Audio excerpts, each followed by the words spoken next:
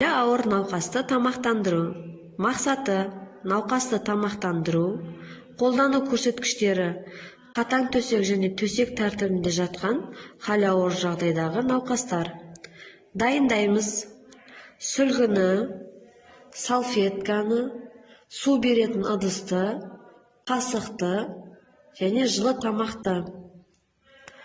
Науқастан тамақты қандай реттілікпен қабылдауды ұнататынын сұраймыз.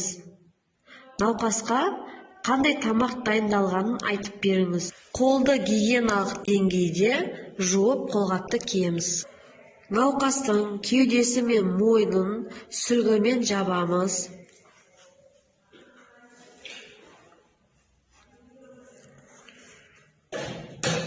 Жылы тамақты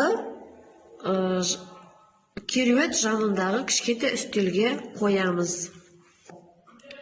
Науқастың аузына жақындатып, науқасқа қасықпен аз мөлшерде кішкентай жұтыммен тамақтандырамыз. Аузында қатты тағам болмаған жағдайда науқасқа сусын береміз.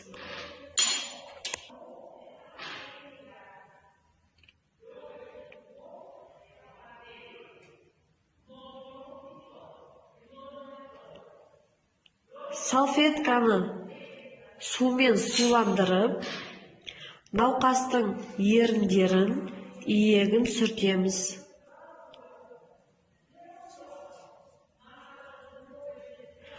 Құрғақ салфетканы алып, құрғатамыз.